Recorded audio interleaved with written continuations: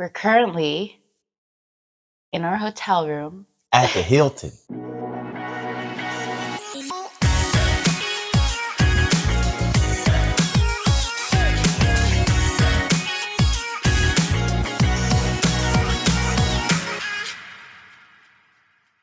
We're in Niseko in Hokkaido, Japan, at the Hilton. And what are we doing here? We came here to snowboard because that's what Jen wanted to do for her birthday. My big 3-0. Dirty 30. That's what we call it. My knees feeling dirty. What's wrong with your knees? Yeah. Body's feeling definitely 30. Yeah, that's for sure. So first tip, if you ever come here and you haven't skied or snowboard. Don't come in December. Come in January, February. Because there's more powder. Mm-hmm. But when I think about it, it'd been snow and ice because there was a lot of ice. Yeah. Even though they said this is the powder capital of the world. That's what we heard last night. They said there's a lot of powder. We came at the wrong time. Yeah. But I will say, the good about that is there's a lot less people here. Yeah. So you do, I was going up the gondola myself, and there was no one in front of me, no one behind me. So I really felt like I could take my time and I wasn't in the way of people. And yeah. I would be very certain that during high season, it's probably just packed. The mountain is just packed. Yeah. So that was nice that we felt like there were some points where you're just by yourself. And yeah. I think that's really nice too. Yeah. So, take it as you will. Yeah. Good and bad to everything. It was your first time snowboarding. Yeah, it's my first time snowboarding. Her second time snowboarding. We did get an instructor. That was probably the best choice we made. I probably would have been a giant snowball tumbling down the raft. Oh, we were. So, background, the first time I snowboarded and I skied was in Colorado because we used to live in Colorado. And it's super powdery there. So, when I was learning to board last year there, I felt like I fell a lot less. I had a lot more control. And then here, when we got here, we were like, let's just try it out. And so we went up the green and tumbled all the way down. So then that's when we were like, let's get an instructor. It's worth the money. And honestly, it was 2 hours for how much? 35,000 yen. 2 hours for that. The time does pass really quick, but you do realize even in the short 2 hours time, you fall a lot less. Yeah. And you get to where you're trying to go a lot faster. So that was the first day. And then the second day, we just did our own thing. It was my goal to get down a green without falling once. And unfortunately, I didn't hit my goal, but I was very close. Yeah. I fell once. So it was getting to that point where at least, there was a little bit of momentum. And I think with these things, you can't just expect after a day, you're going to be, who's the best snowboarder in the world. I have no idea, but you're not going to be that. Yeah. So, no, first day snowboarding was definitely eventful. Typically, like everything else I do, went down way too fast and busted my face and rear and maybe did a couple flips, which is why I said I would have been a giant snowball. They'll turn into a giant snowball. Okay, next tip we have is when we booked our stay at the Hilton. Well, the nice thing about booking at the Hilton, it's completely ski in, ski out. So the lift is literally right outside of the Hilton. And you can rent all your gear, get all your lift passes, get your instructors right outside of the Hilton, which is really nice. And I think because this mountain, it has 4 different sides, that it's huge. You can access it, and there's shuttle buses that go all around when you have the lift pass. But I think the reason why I chose this place was because it had the most green.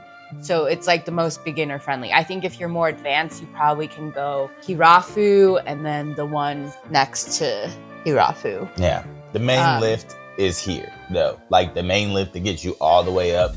I'm sure there's other lifts, but there's a main lift here that gets you all the way up, and then you can go either side. And when I was talking to the guys last night at the concierge, as I was trying to find our directions to get out of here, They were explaining that like this is one of the main lifts that goes all the way up, and you have access to everything at the top. Yeah, so, there's like one giant lift gondola that goes all the way up the mountain. So, and then we looked at the map. There is a green path you can go down, but it's mostly black and red or blue. so be careful. Yeah, yeah, because it would be us that would go up that, being like, oh, we'll just go down green, and then I would die coming. Accidentally go down a black. Anyway, so it is really accessible, and that especially if you're beginner friendly. And then as well as at the Hilton, you can get lift passes at a discounted rate with the room. So, I mean, that worked out well for us. The thing is, the Hilton, like all the restaurants that are inside the Hilton, there's 4 or 5 different ones. Mm-hmm. They're all super expensive. Like, I mean, if you have the money, go for it. But we didn't want to spend our money. We already had our big expensive meal in Tokyo, and we wanted to kind of just like keep it chill, keep it local. There are buses though that go out to like the different ski villages and towns. It is like about like a 20-minute to 30-minute ride, and the bus schedule is a little finicky. It's just a little complex to understand in 7 degrees. It's like having a map without a key. You're not going to be able to read it. There are timetables for when the buses come and go. It's not very clear like which direction the bus is going in sometimes. And then also like they had one bus where like all the fares after a certain time were totally canceled because it's early season, but they don't make that like super clear. And then when you take the bus to Hirafu, that's like the town next to us, it takes you like up this giant hill to like a welcome center. Why they put the welcome center at the top of the hill, I still have no idea. I think it's because they want people to work out. Because if you're going up and down a mountain in snowboards or skis and you can't even walk up and down a hill, you probably shouldn't be here. I'm like, bitch, I skied and snowboarded all day. I don't want to walk anymore. You should have a shuttle for the shuttle. Yeah. The shuttle to take me down the hill. And I mean, there's like black ice on this hill, so like it's kind of funky, it's kind of dangerous, but it is what it is. There are bus stops that are like on the main road. It's just that none of them were accessible to us because I think they also close at a certain time. There's a lot of restaurants that close at 5. The lifts close at 4. Place to drown.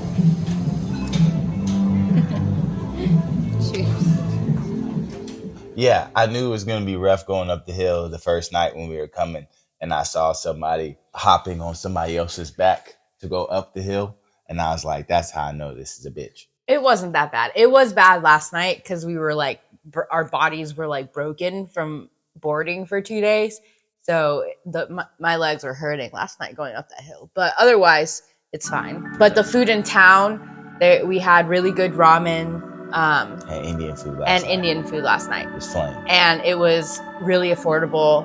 And I think there's several other like food trucks and stuff out there that are open later. So yeah, if you want to avoid like the expensive, more like bougie end of food here at the Hilton, you just got to take a bus like 20-30 minutes out. Yeah. Yeah. That garlic cheese naan was fantastic. It was really good. I want some more. It was really good. We haven't had good Indian food in a while. Expensive. Next tip for you guys. You must look before you buy, okay? This is something we are really bad at, is looking before we buy. We just buy shit a lot of times. You think we're made out of money. It was hard to say no to some of these things because it's like, for me, it's my first time being in Japan. So it's one of those things where like, it's really hard to not want to get the full experience. The full experience sometimes like costs a little bit when you're talking about food. Anyways, it's hard to do some of these things without spending it. When you're talking about food, when you're talking about, going into little stores and seeing like little trinkets or candies, poison, cookies, poison, my poison. It's just a thing I can't say no to.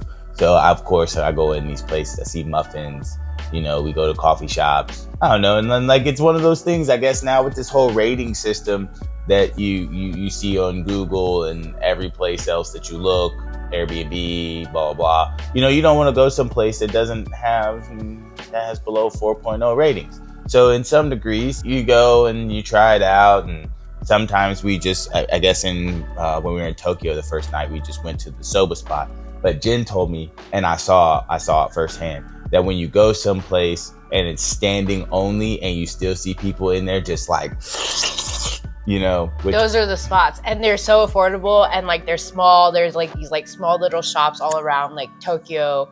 I'm sure in other parts of Japan, but I've really only seen them in Tokyo, where like people are just like standing eating like ramen like really quickly, and because it's such like a hustle and bustle city, and you get in, you get quick, and you get out fast, and it's delicious. Like it's always like on point. Really good. You have to pay attention to the price a little bit, and don't get confused by the exchange rate or get happy because of the exchange rate. Pay close attention to what you're buying, especially if you're on more of a budget. We kind of set aside money to spend here, so we already went over budget. We're on day 7 right now. Mm-hmm.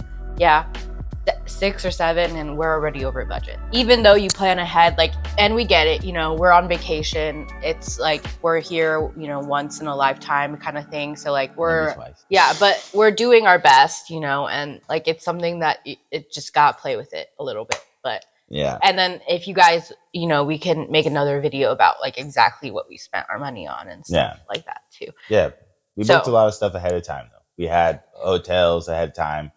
Jen got the JR pass, which was super convenient, which was the next thing that I was going to talk about. Our next tip is transportation. However, the thing I will say about the JR pass is that I bought it like, I think in September, like the last week of September in 2023. And literally like 2 days after I bought it in October, the price went up 70%. So I bought both of our 7-day JR passes, which the JR pass basically is like the train system, but from our knowledge, it's one company. And there are multiple companies all around Japan that do trains. So JR is just one company in Japan. So in Tokyo, it's really confusing because you can only take certain trains that align with JR if you have the pass. Otherwise, you have to buy a whole ticket. But in Hokkaido, I guess all the public transportation is owned by JR, so we don't really have a problem with that here. The pass though, for both of ours, we did get the green class, which is like, there's like the regular class and there's like a green class. I will say I don't really see much of a difference, honestly. I think maybe the seats are a little bigger. You have more charging stations. Might not be stuck standing. Yeah, that's the reason why. It's and because luggage. Because when we took the train up here that didn't have the green class, like we literally had to hold on to our luggage. There wasn't a lot of space. If you have a big bag, it might be troublesome to find. Even though we have the green class, like some of the trains we took in Hokkaido, because the towns are a lot smaller, it didn't even offer. Like from Otaru to Niseko, where we are now, the trains didn't even offer green class. It's up to you how much you want to break that down in expenses. I think we could have just stuck with the regular car class and we would have been fine. Oh, it would have been fine. But the nice thing about the green class is that you don't have to book in advance the reservations, because usually there's always seats available. So that was that. But I booked originally for 7 days thinking that because once your first day you activate the JR train ticket, and it's either 7, 14, I think there's one more, 21 days maybe.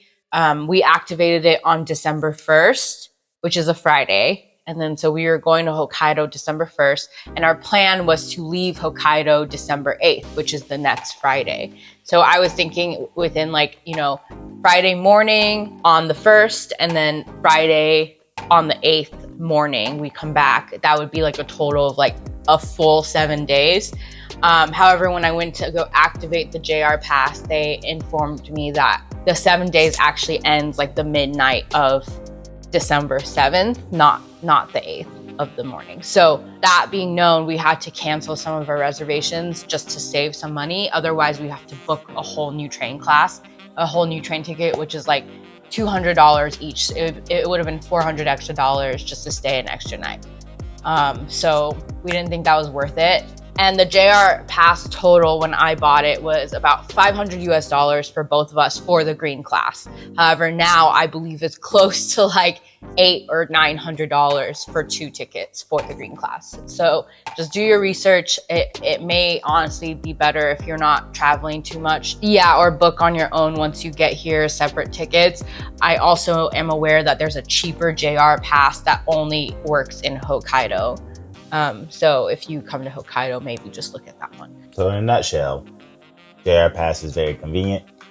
Helps you take care of business. If you're here longer than 7 days, it is convenient. It gets you around. It's worth the price. And remember, 7 days, 6 nights. Yeah, and do your research when you talk about like the trains and the cars and the transportation, because it's a little confusing if you haven't been here before.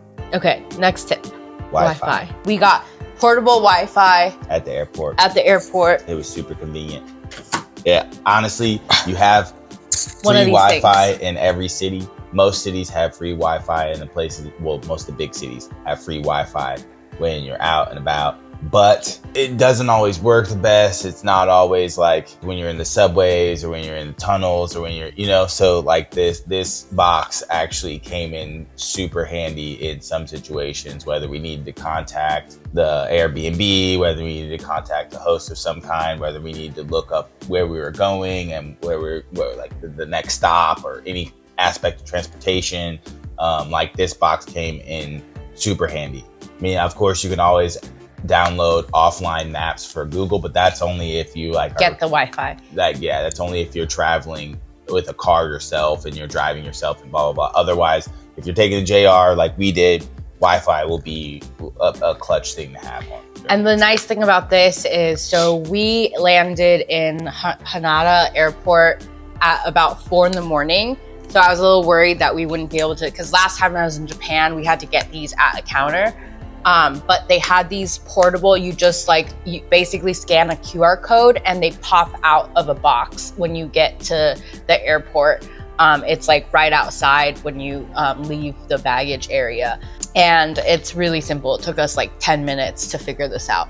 And then you can like rent it for how many ever days you're here, and then return it at whichever airport. I think there's multiple locations. So like for us, we flew into Hanada, but we're flying out of Narita Airport. So we can basically take this and return it back at the other location.